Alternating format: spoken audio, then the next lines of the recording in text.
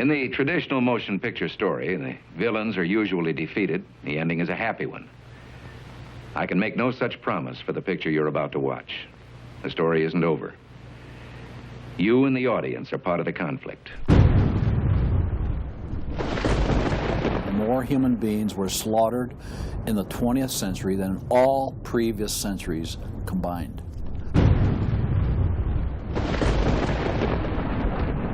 We're talking a congressional record, 135 million dead. Their entire purpose was to detach our culture from any moral anchors whatsoever. You look at the changes in America since 1960, perhaps. The whole culture's been transformed. They're coming out of the belief that the village should raise the child. The village means the government. They have deliberately destroyed the American family, understanding that's the foundational block that builds a society. We've come from Norman Rockwell's America to Hugh Hefner's America. If we lose the Judeo-Christian framework, we're lost forever. The left wants you to think that the cultural changes that have taken place in America since the 1960s have done nothing but progress us forward toward a brave new world. They look at what holds society together, they understand it, but they don't want that. They want change, and they will subvert and rot every good and decent thing we believe in because they have a vision for a new society, and that must mean the replacement of the old society. This film will show that the brave new world they seek is nothing more than the failed policies and ideologies of the communism that enslaved over a third of the world's population during the 20th century. It will show that most people on the left aren't communist, just the useful idiots Lenin spoke of, being used to promote a socialist agenda, which is the first and necessary step toward communism. They basically try to say that the state itself is ultimate, that there's nothing, no law higher than the state, and if there's no law higher than the state, there's no appeal against it. History has proven beyond any doubt that the free enterprise that freedom produces provides more for anyone willing to work than any other system. So why would the left still be pushing their socialist agenda on us? I mean, it's really just microwave communism. There's only two possibilities. They're either ignorant or they're evil. From my investigation over the last 2 years into what has caused America's drastic decline, I'm sorry to say the left won't be able to use the ignorant card. They've left too much evidence of their agenda in their books, articles, and speeches. No, America has an enemy that is getting very close to accomplishing its plan of destroying the greatest country in all world history. Once people figure it out, they're going to do what people everywhere do. They're going to start protesting, and they're going to start revolting. And when that happens, that's when the powers that be feel threatened, and they use the power that they have.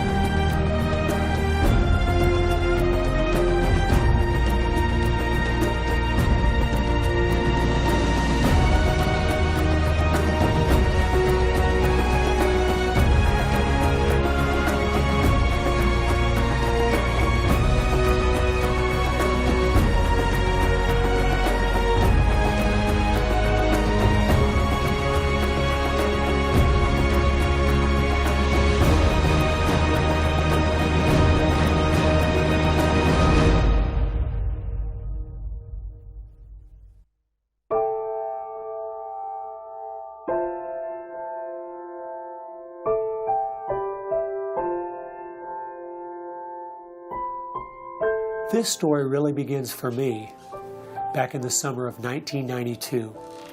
I got a phone call from an older gentleman I knew who was a writer, and he asked me if I'd go attend a meeting for him at the University of California, Berkeley. He told me that the Communist Party USA had recently split over differences of how to best take America down. Some were wanting to still work toward a violent revolution, while others were wanting to focus their efforts on using public policy to subvert America from the inside. He was curious what they had to say. I mean, after all, the Berlin Wall had just come down, the Soviet Union had dissolved, and the whole world was saying communism is dead. So why were they meeting, and what were they up to? I was in graduate school at the time, and the whole idea of slipping in undercover into a communist meeting sounded pretty neat, so I decided to go. The first surprise I had was when I walked into the auditorium. I was expecting it to be filled with college radicals, but instead it was 50, 60, and 70-year-olds, grandparents, professionally dressed with briefcases, and I realized this might be a little more serious than I thought. As the weekend unfolded, I listened carefully as they outlined their plan and agenda and how they were going to infiltrate the institutions of America to influence us in the direction they wanted us to go. To destroy our families, they wanted to promote cohabitation instead of marriage. They wanted to try to get children away into government programs at the earliest age possible. And they also said they'd like to get behind the feminist movement because they felt it had been very successful in making women discontent with marriage and motherhood. To destroy business, they wanted to get behind the environmental movement. And in 1992, the environmental movement was very modest, but they thought it was the only vehicle capable of creating enough regulation and red tape to discourage business growth.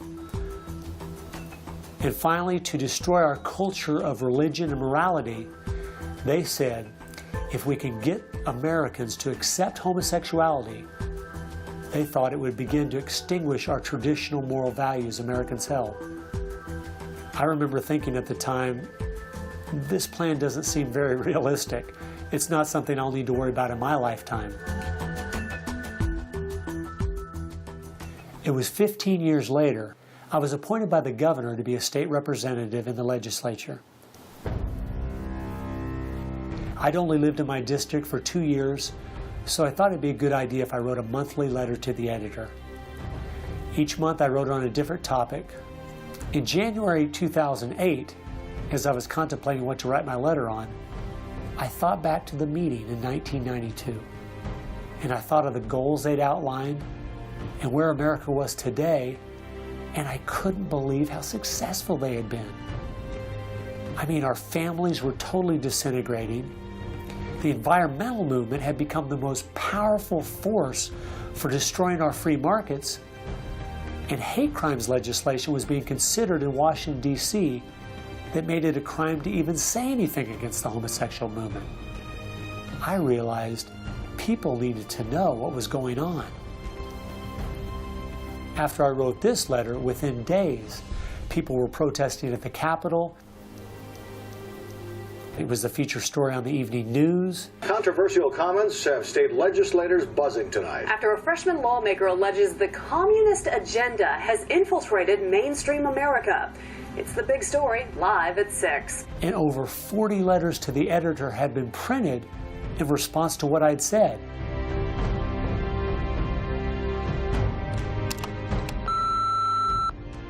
Hey, I just wanted to give you support on your newspaper article. Don't let them grind you down. Bye. I realized then I'd hit on something. One of the letters written in my defense stated that a book from 1958 had outlined a similar agenda. And this got my attention. The book was The Naked Communist by Cleon Skousen, who had been a former FBI agent. And inside the book, it documented 45 current communist goals from 1958. And as I slowly read through the list, seeing how specific their agenda had been to subvert us on the inside, I couldn't believe it.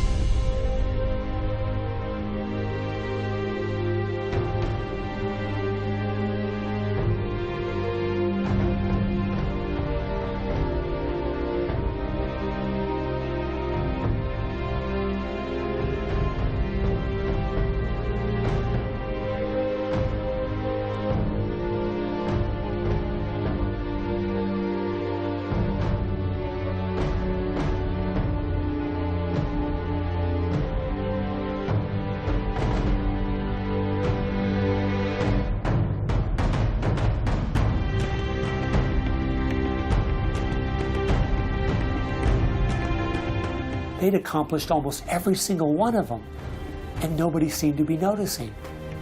For at least the last 50 years, they'd been working actively behind the scenes, in the shadows, trying to move our people and our culture in a direction that was designed to destroy us.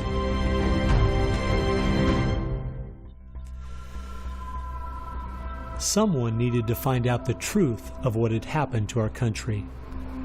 Could all of these very specific goals have been accomplished by accident? Or was there something there, under the surface, intentionally rotting away America's culture? I decided to go and get the facts from some of my favorite writers and speakers around the country. These are a few of the questions I asked them.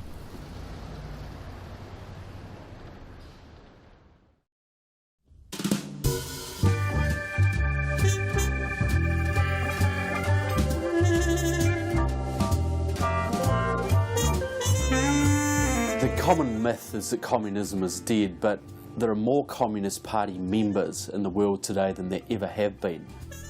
One of the things the communists are doing worldwide is not using that name. And so what we have is people with some of the same ideas masquerading in the United States under a variety of names. They're even trying to get away from the word liberal to describe them, and they're trying to call themselves progressives. If you go to the American Communist Party website, all of the programs and policies they support are progressive.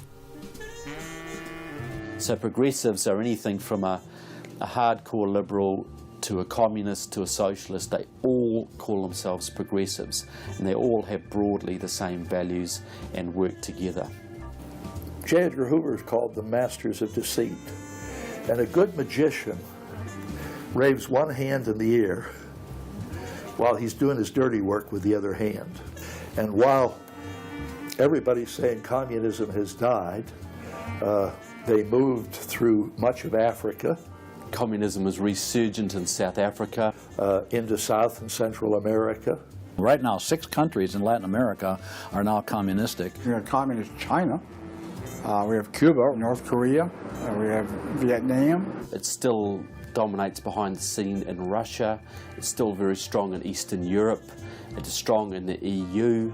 It is strong in virtually every country in the world. Whittaker Chambers said, communism succeeds because most people that promote communist causes are not communist. The useful idiots, that Lenin called them, it gives it an air of legitimacy it would never have if it was identified with communists and communism. So why has it been so easy for them to get people on the left who aren't communists to push forward their agenda? Once I looked at the political scale, it all started to make sense. On the far left, you have 100% government, and on the far right, 0 government. Anarchy is no government and doesn't make sense at all. On the far left, you have socialism, communism, and Nazism, all systems that have a socialist form of government with only slight variances between them. Traditionally, Republicans were slightly to the right of center, and Democrats were slightly to the left. In recent years, though, through the radical influence of the media, Hollywood, and the multitude of Marxist professors in our universities, both parties have slid to the left, with the Democrats going so far they have openly joined hand in hand with the radicals. That's why they all work together. All the groups on the left now have the same goal, a socialist America. I thought we were over communism. I thought, okay, we won that battle. The Berlin Wall came down. Ronald Reagan won the day. We've got to look and see how he fought this, because we're fighting it again on American soil. Not hostilely attacking us like we feared in the Cold War. It is from within. And it has no opposition, none. And that's the frightening thing. I think it's pretty clear to see communism isn't dead. They now disguise it by calling it different names, but the ideas behind it are alive and well. Almost 1.5 billion people still live in openly communistic countries. But unfortunately, most of us in America who are under the age of 50 have no idea what communism means to the people who live under it. So my next question was, what's so bad about communism? Communism is so evil. It's a completely tyrannical system. The whole history of communism is one of mass murder. Tens of millions of people brutally murdered by the communists. The mass murder of more people in times of peace in all the wars of history combined. Each of those countries where they have taken control, millions have been murdered. When you're asking for what is the legacy of Marxism, it is the greatest killing machine in all of human history. We're talking a congressional record, 135 million dead due to communism. I think the real number is probably, when you add in abortions, over 500 million. The rulers lived rather well, and at the same time you had all kinds of people who were enslaved, put in prison, oppressed, so you had really the opposite of what they claimed was going to be the result of their revolutionary activities. You would think that if the 20th century was the most murderous of centuries, everyone would say, let's find out why. And the truth is, you can't even ask the question. It is verboten to ask the question because the ideas that brought about that mass murder are still being taught in our public schools today. I think one of the reasons this has happened is because there's so much confusion surrounding the word communism.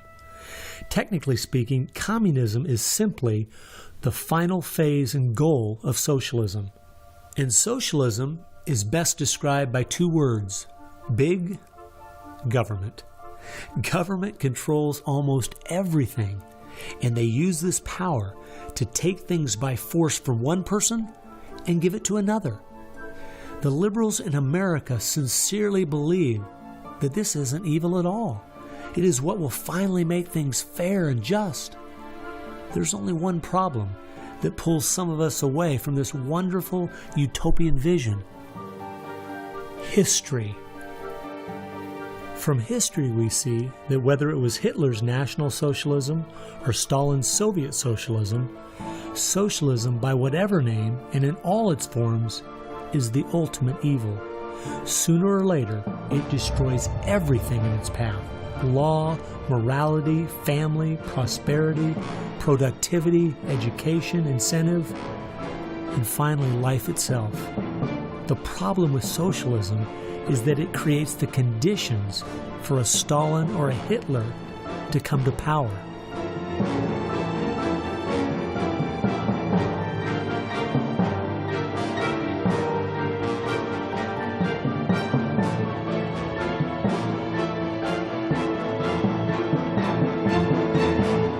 And that's why communism has such relevance today. It's the final destination on the road we're traveling.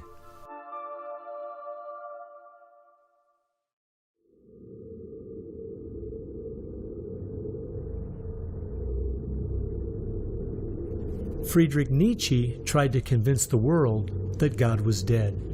Charles Darwin tried to prove that humans are simply part of the animal kingdom.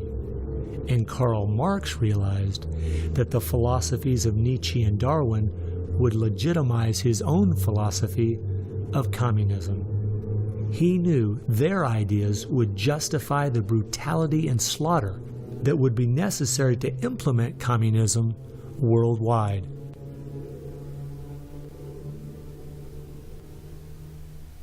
It was in March of 1883, Karl Marx, the father of modern-day communism, died. The assumption that communism would die with him was a logical one, since only 9 people attended his funeral.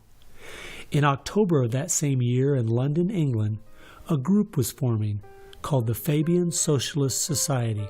The Fabian Socialists decided that they were going to socialize the world incrementally. They called it socialism by evolution instead of Marxist socialism by revolution. It always worked in tandem with the communists. Some Fabians were also communists. There was a bit of interchange of membership. The Fabian Socialists are slowly but surely bringing about the socialization of the world. Europe is pretty well done. They are now working in Latin America. Latin America is not just socialistic in many countries. They're all already Marxist. You have hardcore Marxists in Venezuela, in Nicaragua. El Salvador just went communistic, and of course Fidel is sitting right there laughing at this whole thing. And we haven't even figured this thing out yet. We don't even know there's a red plague coming up to meet us. We think that we're just going to watch the cartoons on Saturday morning and everything will be fine. They had a lot to do with bad stuff happening. There are two things I found that gave me a good idea where the Fabians were really coming from.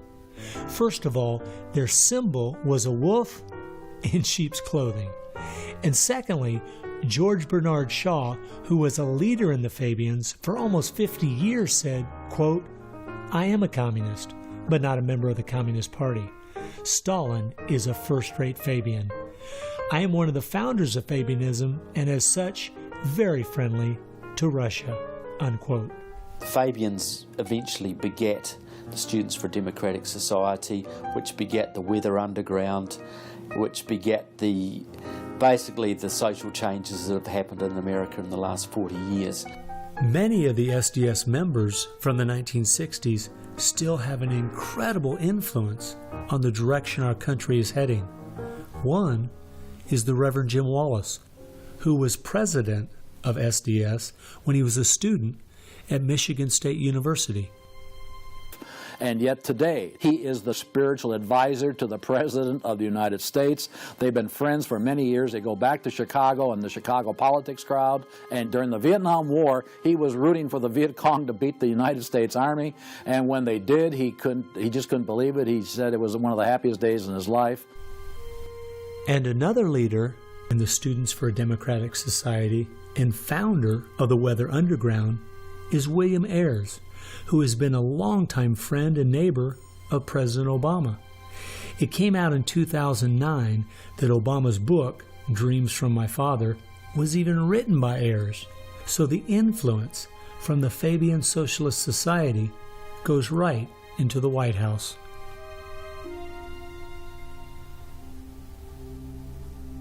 The next group I found that has seriously impacted America's culture is the Frankfurt School. The Frankfurt School was a sort of an outpost in America of European socialism. Willy Munzenberg, with a few other Bolsheviks, founded the Frankfurt School. The two leading members are Herbert Marcuse and Franz Neumann. Franz Neumann was, in fact, a Soviet agent. Their entire purpose was to stand the entire educational system of the West, and the United States in particular, on its head.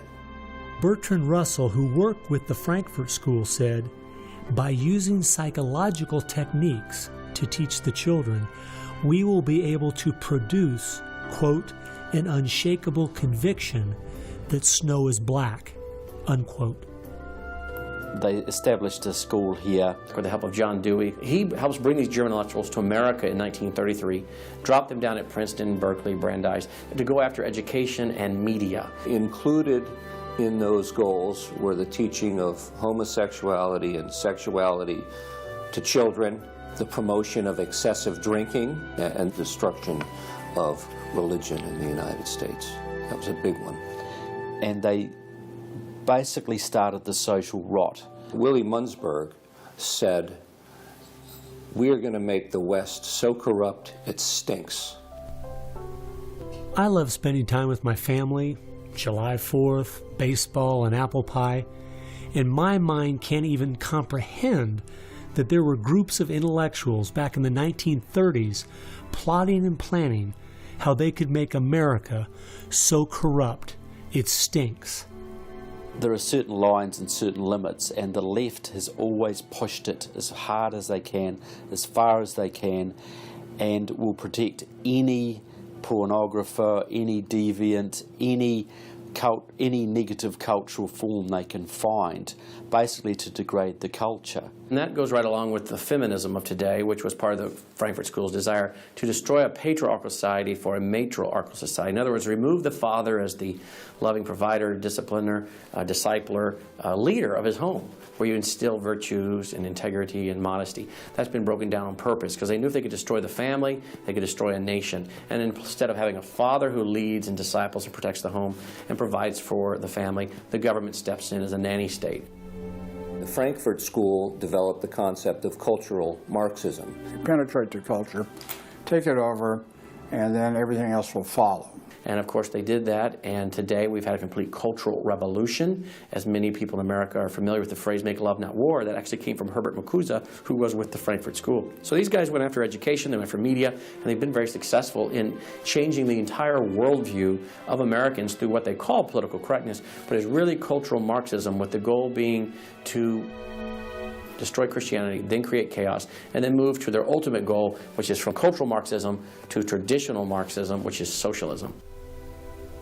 Most of the strategy to remake America from within started with Antonio Gramsci, who wrote over 2,000 pages back in the 1930s outlining how to take a Judeo-Christian culture down from the inside. The plan he suggested has been the main focus of the left ever since. Antonio Gramsci was a neo-Marxist philosopher. Antonio Gramsci was an Italian communist. Antonio Gramsci is probably the biggest troublemaker in the world. He's probably got more responsibility for our social ills than anybody else on the planet. He knew of the importance of undermining the morals and the character of this country. Because America had a strong Christian heritage, you had to attack the culture. You had to change the culture. Even to pornography, into areas that most people normally wouldn't accept. He said that we're going to destroy the West by destroying its culture. We're going to infiltrate and we're going to turn their music, their art, and their literature against them. That means that you penetrate the universities, you write the books, the novels, the poetry, the music, the book reviews. And once you control the culture, then you can sort of shape the thought of rising generations. He differed with Marx. Instead of, for example, destroying the church and the other basic institutions, he said infiltrate them and use them to change the culture. What Gramsci had to say was that this is the way that government is perpetuated and society is perpetuated is through these churches, because they set the standards, they set the framework of the way people live, of rules, how a family should be structured.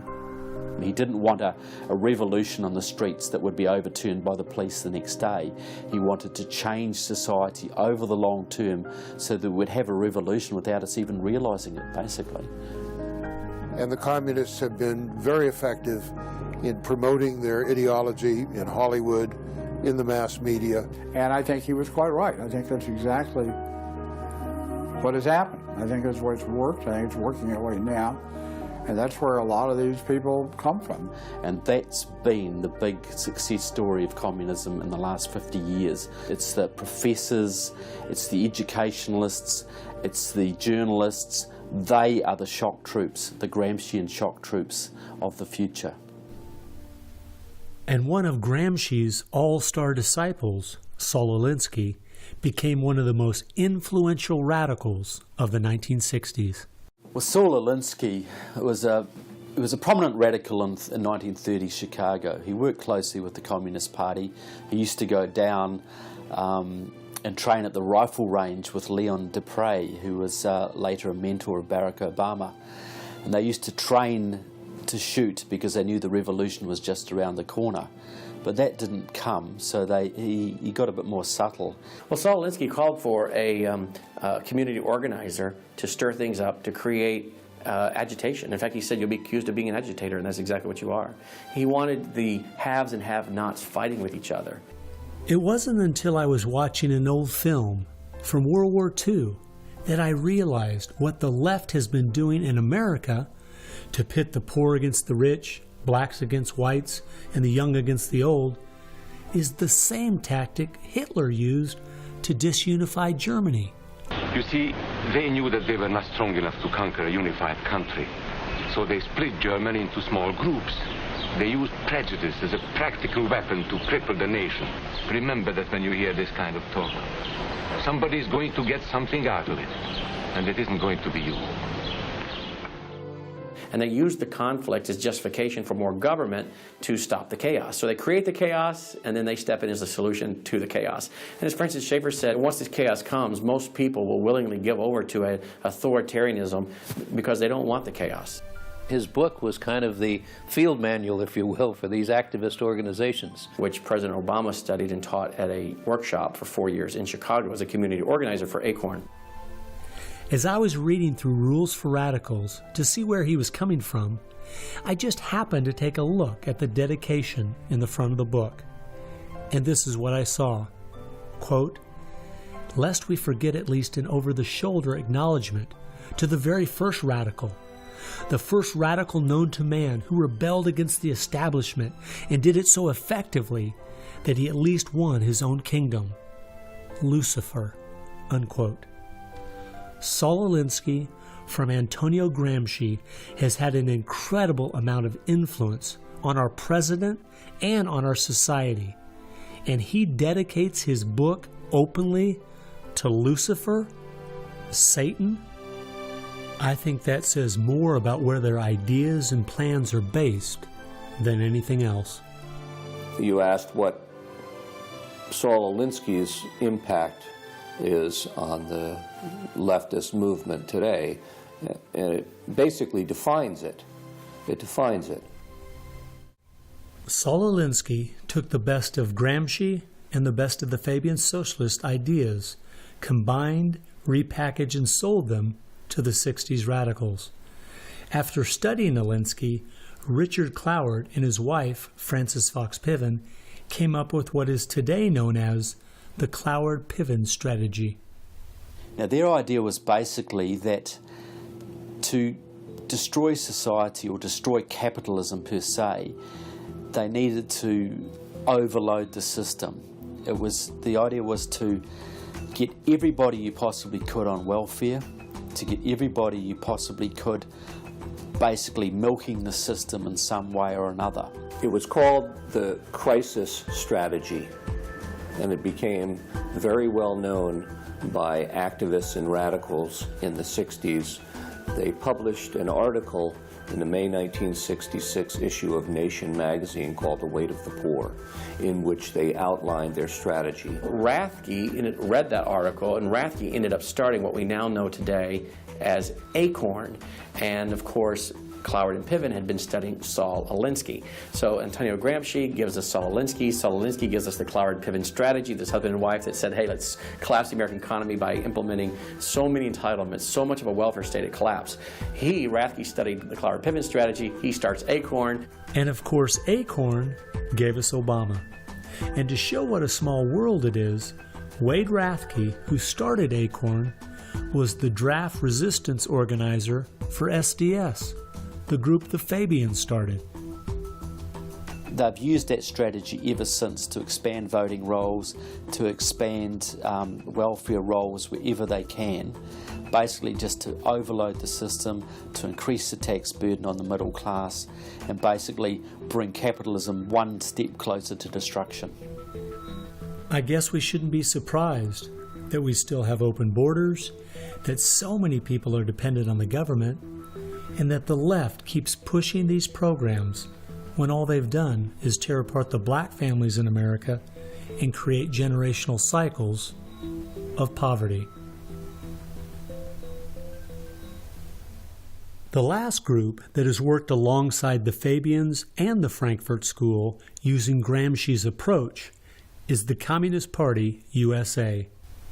Probably the most important book on this subject is called Towards Soviet America by William Z. Foster. William Z. Foster was the head of the Communist Party himself. He ran for the President of the United States in 1932, but in the book, Towards Soviet America, he literally lays out chapter by chapter by chapter what is entailed to bring about a USSA, not just a USSR. Two of the movements they started in America have played a significant role in tearing apart our families, in breaking down our morality. Betty Friedan is credited with really starting the feminist movement in this country. The purpose really was to attack full-time homemakers, to get them out of the home, to make them think they live dreary lives, to make women feel they are victims. It's the science of victimology. And that is so unfortunate, because the American woman is the most fortunate class of people who ever lived on the face of the earth. And to try to tell them that they are victims of an oppressive, unjust patriarchy is just a grievous lie. But unfortunately, they are teaching young women that and have been doing it for many years. While Betty Friedan was pushing her book, Feminine Mystique, she implied that she was coming from the point of being a frustrated housewife herself and just wanted to be a help to other women. But later in the 1990s, it came out she was in fact a radical propagandist for the Communist Party and a staunch supporter of Stalin. So when she had described the American family as, quote, a comfortable concentration camp, unquote, it wasn't because of her experience at home. It was because she was just doing her part to dismantle our families. I'm a student of communism, and the communists set up various groups and various societies. Their society that they set up to promote homosexuality in this country was called the Mattachine Society. And it was founded by Henry Hay, a leading member of the Communist Party. So since I was studying communism and teaching on the issue of communism, you just follow leads, and all of a sudden you realize, what is this Mattachine? I've never heard of this Mattachine Society. Well, it was Henry Hay's organization set up to infiltrate the culture of the United States to make homosexuality normal. It's always been a movement dominated by the left. It's all these so-called isms. You'll find there's a communist or a socialist behind every one of them, and you'll always see their targets. It's basically the traditional family unit. The war is still against the family. If you go back to the Communist Manifesto and read Karl Marx carefully, the war is against what they called the bourgeois family, which was really the biblical family, father, mother, and child. They want to plow through marriage. They want to change the very definition and meaning of marriage, because their open door to engineering society in this utopian way is blocked by the very values of our Christian civilization that's taught through marriage. And so the left just has got to destroy the family, because if there's any one thing that will prevent the left from carrying out its agenda, it's healthy and strong nuclear families. And so from the Fabian Socialist Society to the Frankfurt School to Antonio Gramsci and the Communist Party USA, from these four you will find connections to almost every left-leaning person and organization in America. Their influence has been incredible.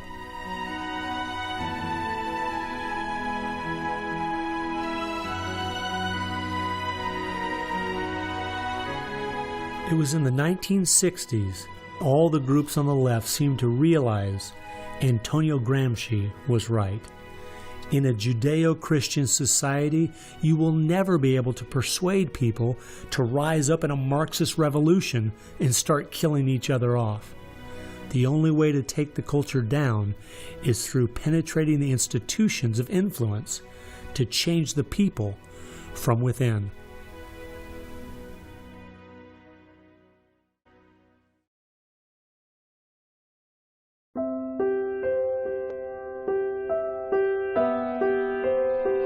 I guess the biggest surprise I had while studying these four groups was seeing that a large part of their agenda was trying to make us an immoral people. The communists knew in the 1930s and since that time and the leftists know today that if you can break down the cultural traditions, the basic rules of morality, then it's much easier to move people in different directions that are counter to the good of society. They recognize that it's all part of the same fabric.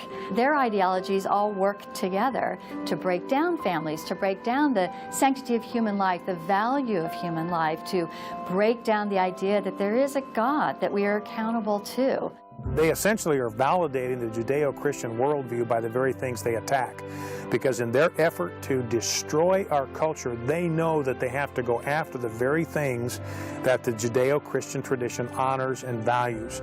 Morality, belief in God, faith, the importance of family, the sanctity of life, the sanctity of marriage. It's amazing our enemies could see our morality was our greatest strength. And yet so many Americans don't seem to get it. Morality is simply having the character to do what you should do instead of what you have the freedom to do. And that's the only way freedom works. A people cannot be given freedom without morality, or they will self-destruct. And that's what we see happening in America today. The bottom line is freedom and free enterprise are simply fruit on the tree of morality.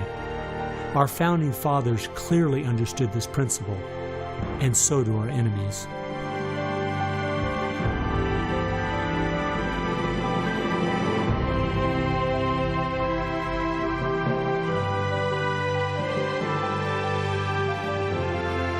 There is an important fact we need to face. If we had Ronald Reagan as president, low taxes, and a strong national defense, the ship certainly wouldn't be sinking as fast as it is now, but it would still be sinking. A booming economy doesn't take care of the major problems we face. 50% of all marriages end in divorce. 40% of all children born out of wedlock. Over 3,000 women a day aborting their babies. 19 million new cases each year of sexually transmitted diseases. Schools that teach the children everything is relative. There is no right or wrong. And the list goes on and on. I recently read in our local paper that over the last 12 months, almost 7% of all high school students in my state tried to commit suicide. Our society is falling apart, whether we want to admit it or not.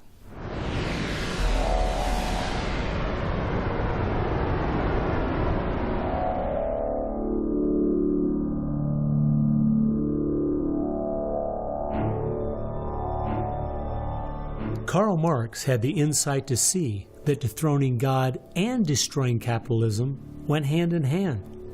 As you attempt to dethrone God by erasing the morality in a society and destroying his institutions, the family and the church, you are destroying capitalism. Because as the families fall apart and the church loses its influence, society starts to crumble. And then government has to expand to pick up the pieces. The question, as Whittaker Chambers put it, was God or man? God or man? Karl Marx was an atheist. Marx's philosophy was that people existed for the benefit of the state. What Marxism did and does, and all the other isms of the modern era, is to try to dethrone God by deifying man. You have to discredit God. He's your competition. The 20th century ushered in several ideologies that sought to devalue God and elevate man. Communism, relativism, humanism, they all deny that there's a God, and they claim that by doing so they're really elevating man. But if you look at how each of those philosophies end up working out in real life, there are always some classes of human beings that don't deserve the same value or rights as anyone else. To turn it around, to believe in freedom, the way we have been raised, you have to believe that there's something precious about every human person. And of course, that's from the Bible. Imago Dei, we are all created in the image of God. Therefore, Every human being is entitled to respect and dignity and freedom, and that is distinctive to biblical religion. You don't find anywhere else. Almost all the ideas that have made America such a unique and great country our founding fathers got straight out of the Bible. I guess that's why the left only has a problem with one religion, biblical Christianity. They never complain about separation of church and state when it comes to Islam, Buddhism, Hinduism, or any of the other religions. In fact, a couple years ago, the Dalai Lama came to my town, and during the school day, at taxpayers' expense, thousands of our local school children were bussed in to hear him talk. I wonder if they would ever do that for someone like Billy Graham. No. They must destroy the Bible's influence in America so they can step in with big government in its place. It's an age-old question. Are we going to believe in God, or are we going to play God ourselves? Essentially, for the left, the choice that they see very clearly is people are going to depend upon God or they are going to depend upon government. They want people to depend upon government, so they have to destroy faith in God. At its core, it's a rebellion against God and God's laws. And that's what the battle is about. That's what the assault is on. That's why Christianity is a target. And that's why we saw the gulags in the Soviet Union. We saw the concentration camps in Nazi Germany. And all the ideologies that elevate man end up devaluing certain human beings. Dictators of the left, Hitler, Stalin, Mao, Castro, and all the others, always have come to power by acting like they're going to change things to make it better for the people. Yet history has shown us the devastating results that have happened every single time. There is no example in history of big government that didn't abuse its power over the people. But people who have believed in the God of the Bible and that our rights are a gift from Him to everyone have always stood up for the preciousness of every human life. You look at those who have fought for true human rights throughout the ages, and it's those that do have a strong faith in God, those who fought against slavery, and those now today who are fighting for the sanctity of human life. Like the Declaration says, we hold these truths to be self-evident, all men are created equal. Aristotle didn't believe that. He said, no, some people are born to be slaves, and some other people are born to rule over them. And the reason that you and I know different, and it's not because we're smarter than Aristotle, he was a smart man. But we have something he didn't have. We have the Bible. And so, therefore, that's where we get these ideas. And from pagan antiquity or neo-paganism or all the modernisms, you get the opposite. After studying this topic for the last 2 years and reading literally hundreds of their books and articles and speeches, I've come to the conclusion, whether the left knows it or not, their plans and goals can all be summed up very simply. They are at war with God. A people that are moral and believe their rights come from God would not only never want what they're selling, but would also never need it. And they know that.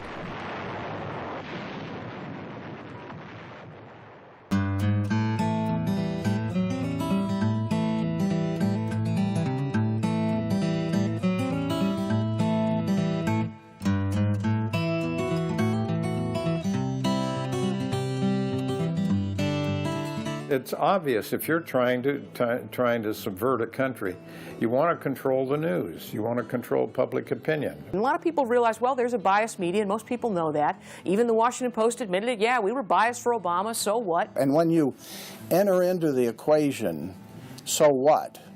That means the biases, the opinions of the reporters enter into what is news. They decide whether you have a right to know. And it's no longer a bias. They turn from just political bias to activism. They go to the places that influence, or I should say, where they can have leverage. Generations of journalists have been trained to interpret events, interpret the news, not report the facts, interpret the news. They do not deal in facts because facts aren't effective for them. They have very few facts on their side. They've gone into and penetrated these major areas to where they can influence it in the direction they want to go. We've seen a massive shift away from old-fashioned objective news reporting to what he called interpretive reporting, what others call advocacy journalism. And it's advocacy for a cause. And as a result, we have a news media in the United States that is extremely liberal at the present time. Which was a major, major goal, to control not merely the newsprint, but the television media and Hollywood. Stalin said himself, if I could control Hollywood, I could rule the world.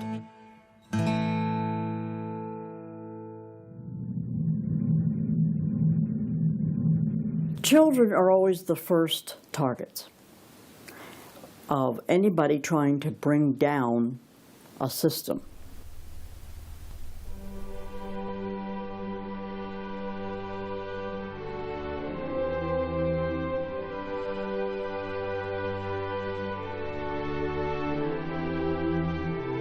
John Dewey is believed to be the most influential man in the whole area of public education.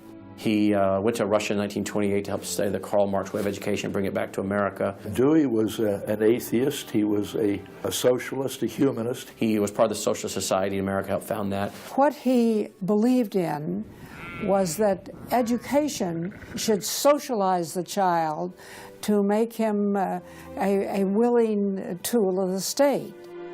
It might be surprising to some that the man who is still idolized as the father of public education in America is the very man who did everything in his power to dumb down our children so that they would willingly accept his vision of a socialist America.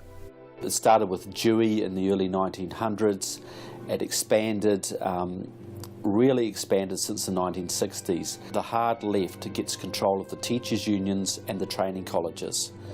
If you've got those two institutions, you can pretty much dictate all educational policy. The people who were demonstrating against our country and against our government in the 1960s have now become tenured professors in the universities. So they're the ones who are writing the textbooks, teaching the teachers, running the teachers' colleges. And it's self-perpetuating, because once you have the universities, then you train more cadres and more and more and more. And they discovered that they could do more to remake our country by going into the schools than they could by throwing bombs. I believe the average patriotic American underestimates the importance and influence education has on their children. That's how the large majority we had in 1980 to elect Ronald Reagan in a landslide has been lost. It's not because the other side has had lots of children. No, they're aborting theirs. But instead they're capturing ours through the propaganda they teach them, 7 hours a day for 13 years, and even longer if they attend college. We are losing most of our children to the other side because of the anti-American, anti-God, and anti-free enterprise rhetoric they are filled with in the government schools. Government schools are not teaching basic reasoning processes. They're not teaching logic. They're not teaching actual data of history and science and mathematics. And if your education is rather limited, then you're inclined to believe that a government can be the solution to your problems. When you look at the desks in the schoolroom, you'll find 4 together, or maybe a table, they sit around a table. Independent desks are very rare in most classrooms because they don't want to promote the self-sufficiency independent mindset. You go back to William Z. Foster in his book, Towards Soviet America, you will see how he has a whole chapter there on how we have to supplant education in this country and ultimately force every student to attend public school. That's the other thing. I hope the homeschoolers catch on to this. The homeschoolers and the Christian day school movement are going to have some very rough times ahead of them because the public school crowd cannot afford to have any competition, and they're being given plenty of competition by the homeschoolers right now. You see the effects of that in lowered educational standards. There's no more studying of the classics or studying of the civics or, how the US Constitution was formed. It's all progressive education. It's all based on the identity politics, the isms, the current trendy isms, environmentalism, racism. They're training them for the collective, and a collective mindset and a dependency mindset. And it seems that they, again, want to have people be uneducated, so then they do become wards of the state. They're dependent on the government to provide everything for them. It's under 10% of kids believe that there is an absolute right and an absolute wrong. And why are we surprised? We've sent our kids into this government system that indoctrinates them, that teaches them about tolerance and diversity and multiculturalism, and not about reading, writing, and arithmetic, not about what our founding fathers had to say. It's consequences. Few would argue that the education the children are receiving in the public schools is pathetic at best. But with the amount of tax dollars we spend each year, over twice as much as it would cost to send the students to private school, why do we allow this to continue? The group that my investigation led me to, that seems dedicated to making sure the children don't get a good education, was a real shocker. The schools are pretty much controlled by the Teachers Union, the National Education Association. If you look at their platform and goals, you would think they were a socialist or almost communistic organization. They are for the entire feminist agenda, starting with abortion on demand, tax-funded abortions. They're for the whole gay rights agenda. They're for the whole globalism agenda. They are extremely anti-parent. It is an effort to get the children to abandon the values of their parents. National Education Association has no patience, tolerance, or use for traditional teachers. They're looking for people who want to be agents of change. They want to throw out all the lessons of history. And really it's an attempt to then impose their own views and ideas onto people, get them to act as activists. If you control those institutions, then you can control everything else. It's all public schools, all for their jobs, and they have gotten behind all of the radical kinds of curriculum that's being introduced. They're for it 100%. They've had a tremendous effect on public education. It's not positive. We also see immorality being promoted through our schools. The kind of sex ed curriculum that is being used and paid for with our tax dollars would shock most parents. I think one of the main problems we face is parents naively thinking that the schools are the same today as they were when they were young.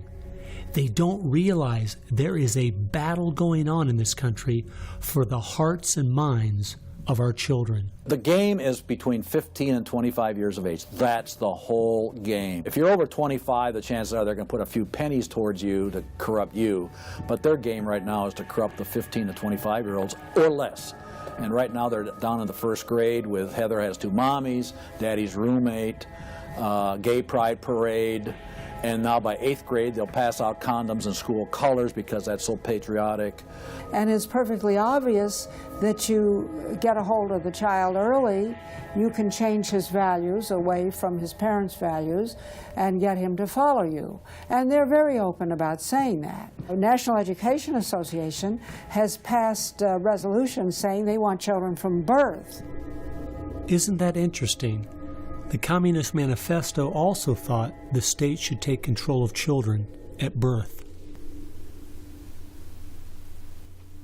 The left has always been good at disguising their real agenda by coming up with phrases made from words we are very familiar with, but then giving them new definitions.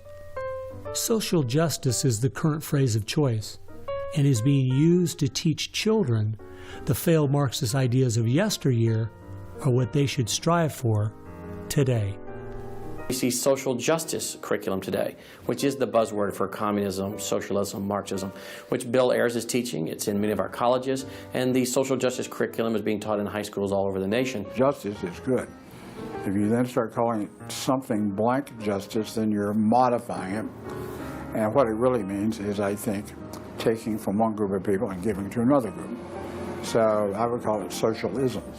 And it's used to break down the differences between the way things are done and the way it should be done. So when they're teaching social justice in the schools, they're not talking about free enterprise and capitalism and individual self-responsibility, all the things that made America great. They're talking about the things that made Europe and the Soviet Union and China so bad. The longer we allow our schools to teach the children that America has so many faults it's not worth saving, instead of the fact that even with its faults, it is the greatest country that has ever existed, the less chance we have of ever turning our people back from the dead-end road we're currently on, a road that promises to give us a perfect world if we'll only give up our sovereignty and our freedom. You're going to find more and more of the following. This is now called a world pledge. We no longer want the Pledge of Allegiance to the flag of the United States of America because that is considered nationalistic. And of course the socialists, communists, and the Marxists and the extreme left wing in the country want nothing to do with it. I pledge allegiance to the world, to care for earth, sea, and air, to honor every living thing with peace and justice everywhere. This came out, first of all, in Superior, Wisconsin. So Superior, Wisconsin was their guinea pig, and there was very little said against it, and so it would then go to the next and the next and the next, and before long you have the whole school system standing up saying, I pledge allegiance to the world instead of I pledge allegiance to the U.S. The public schools right now, if you'll read Towards Soviet America, have nearly accepted every item that William Z. Foster said we needed to place into the public school curriculum.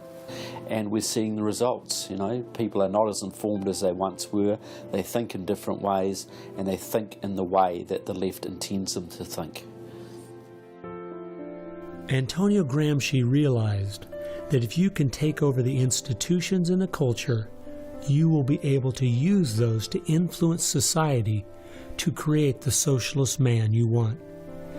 I think the most brilliant part of his plan was that he realized you could not only create a man that wanted big government to take care of him cradle to grave, but, and this is the genius of Gramsci, you could create a man that needed big government to take care of him cradle to grave. A man so dumbed down and so minimized in society, he wouldn't have the intellect or character to take care of himself. The reason this is so deadly for America is that once we have a certain percentage of the population in that category, our limited constitutional form of government is no longer possible because too many people won't be able to exist in that framework. We are approaching that tipping point rapidly.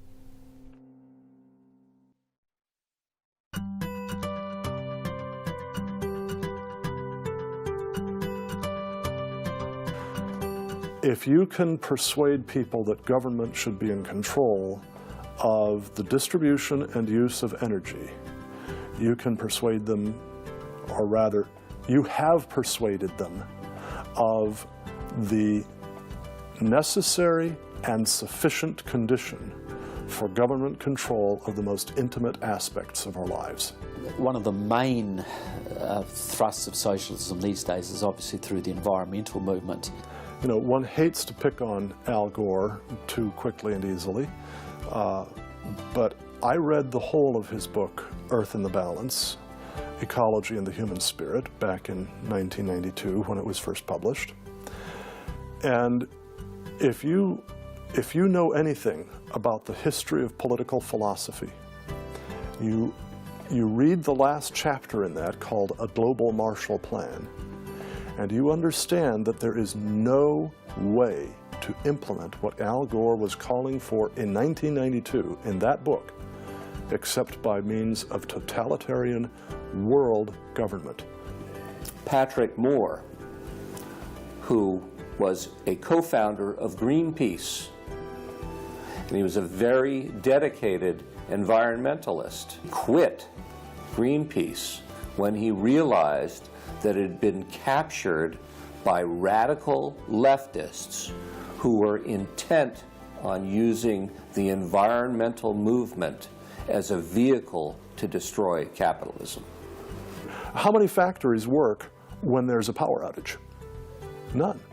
You want to hurt business, you want to drive down industrial production, you just drive up the prices of energy, you just diminish its availability, and the easiest way to do that is to make people scared to death of the cheapest forms of energy, which are fossil fuels, oil, coal, natural gas, and nuclear energy.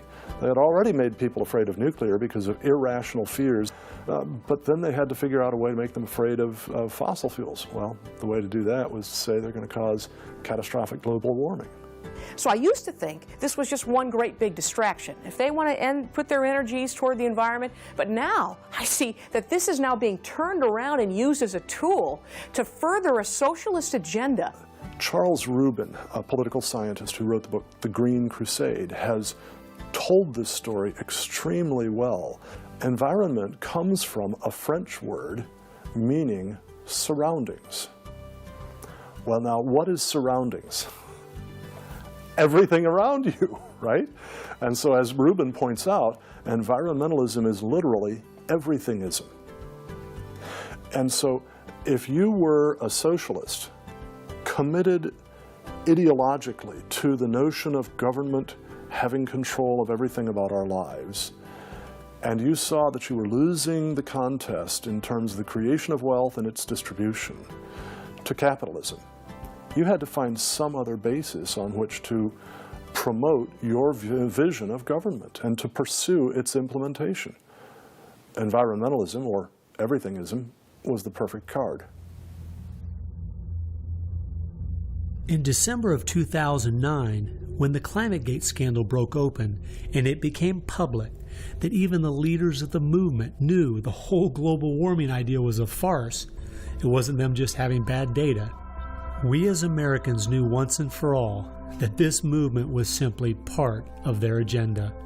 It's my guess that regardless of the evidence that comes out against them, they will not let this tool they have waited the last 100 years for go to waste. A tool that gives them the absolute power and control they want, but allows them to get it under the guise of saving the planet.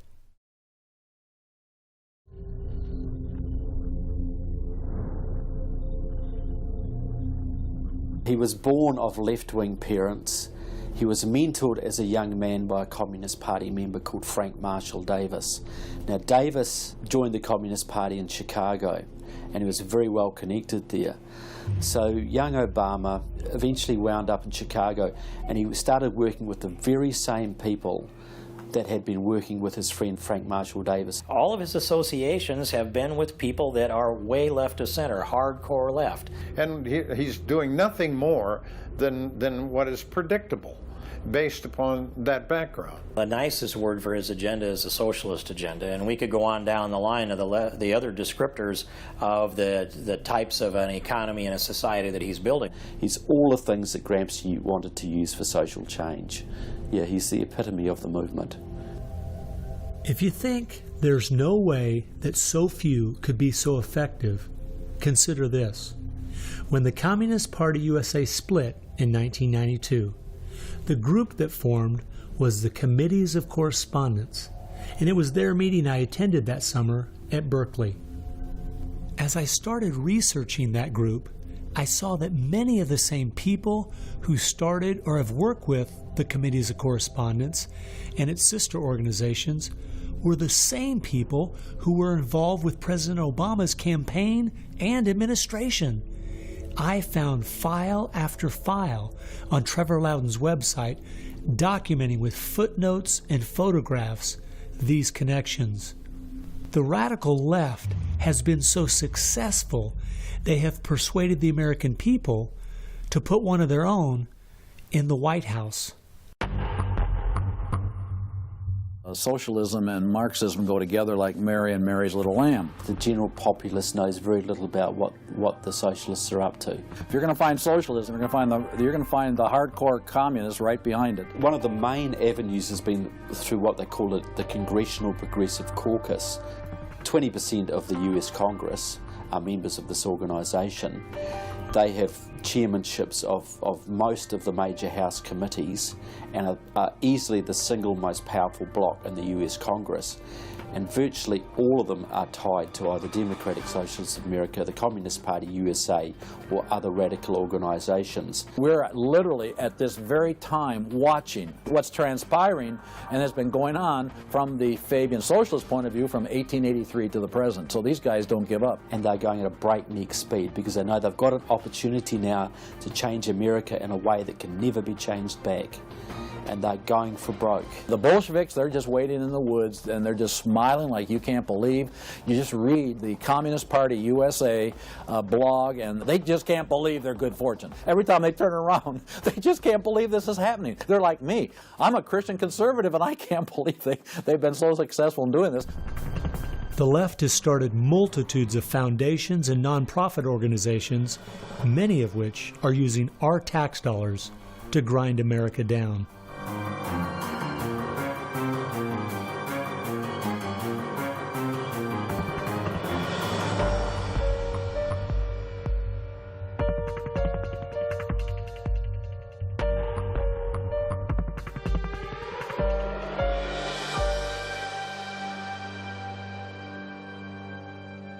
They use all kinds of patriotic words to masquerade an extreme leftist orientation, which, if anything, would enslave the people in the same kinds of things with the same kind of ultimate results as communism had. The communists will let the socialists go so far, and then ultimately the communists really turn on their fellow socialists and they wipe them out too.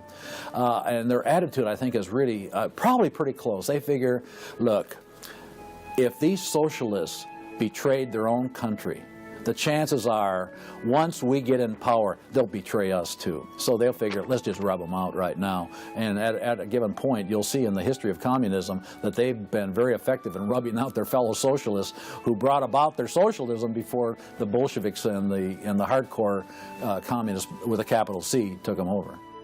One thing we do really have to recognize is this is a domestic enemy. This is not just people with different ideas. These are not just nice folks who have funny, silly ideas that they will eventually figure out are just not very mature. No, these people are dangerous, dangerous enemies, and they are intent on overthrowing this country and imposing a socialist system that will mean extreme hardship for the vast majority of people in this country. That's true with them constantly seeking to re-engineer society so they reach this level of utopian perfection. Where we, on the other side, we advance the idea that this is about the cause of freedom, and if it hadn't been for Jesus Christ, there never would have been a United States of America, because the inspiration for freedom drove our founding fathers. They were informed by their faith, and I believe guided by the hand of God.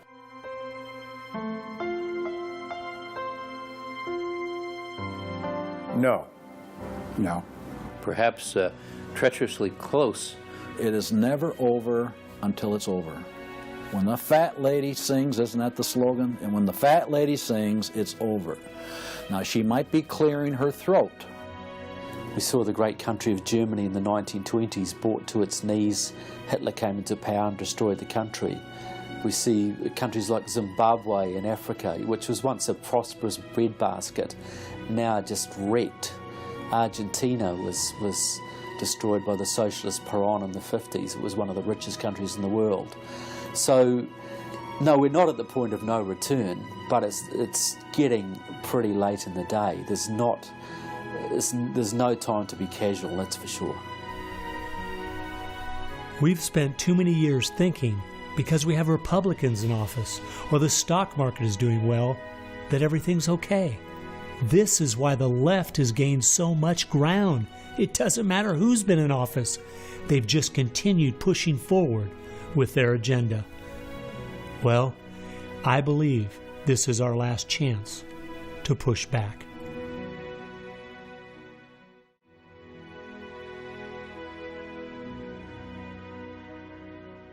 If people are looking for something to do, we have our work cut out for us. I believe one of the things that we can do that will have a profound impact in changing America is praying.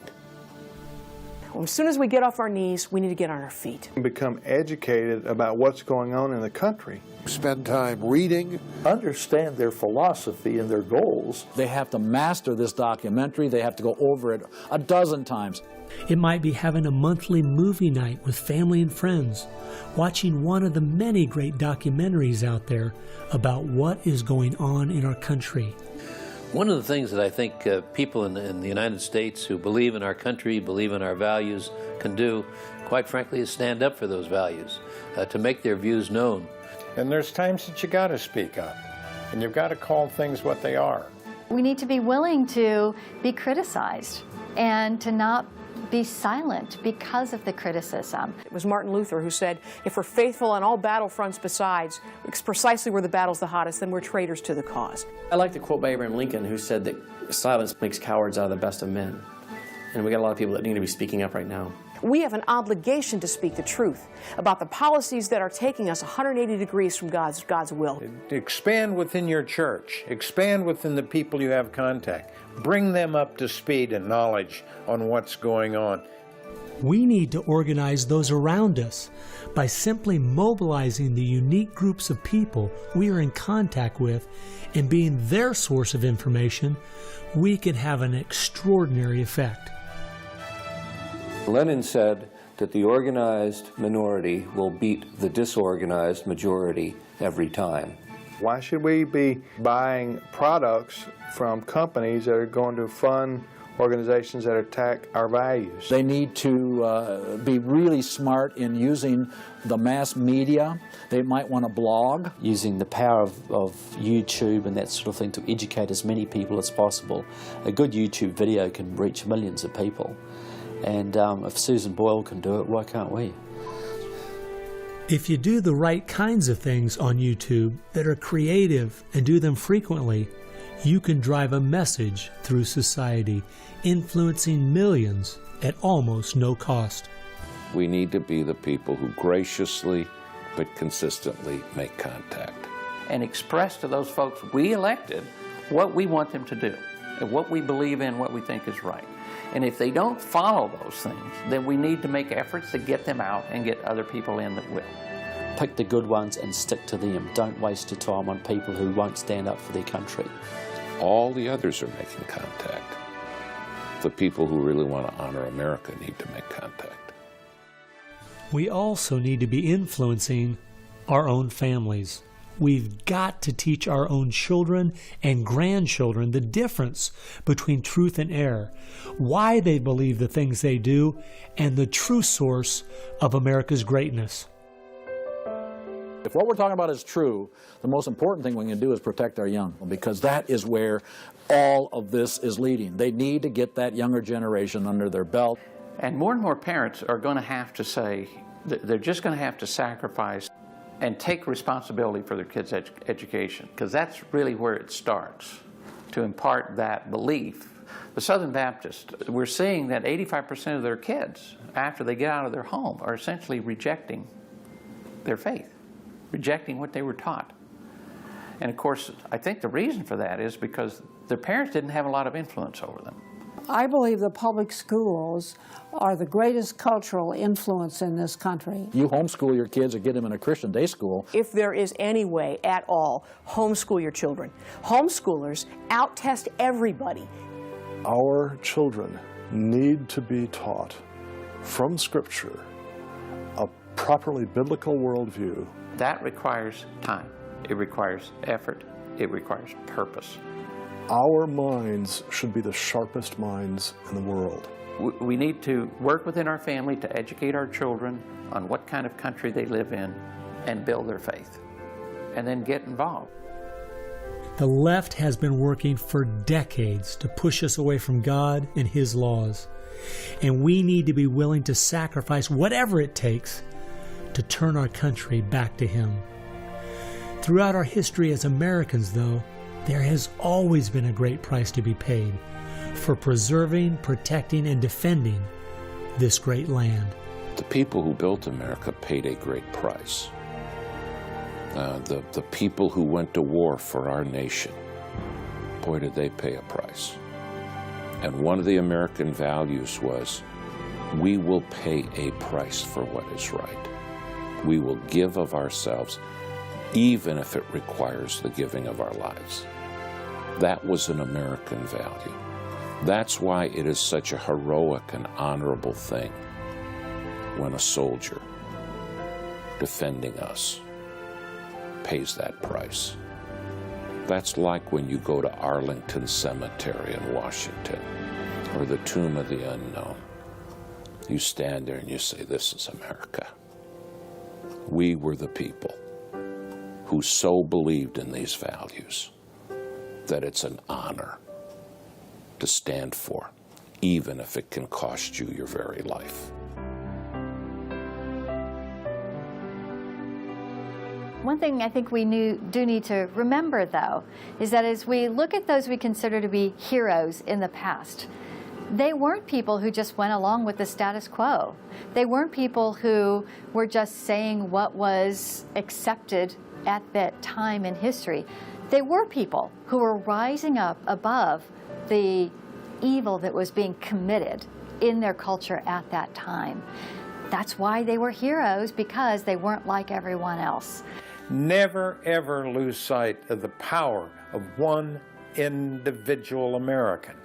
They can have an unbelievable magnifying effect just by the very fact they make up their mind to do so. I believe that's the only chance, the only hope we have as a nation. Hope is not found in rhetoric. Hope is found in God, the God of creation. And you know what? Our founders were in covenant with that God. You need a dedicated, informed, praying Christian making things happen and being determined to do so.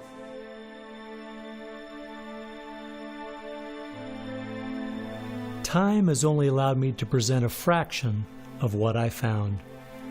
The reason I called this film Agenda is because I wanted to make a clear distinction between what I was researching and all the conspiracy theories out there.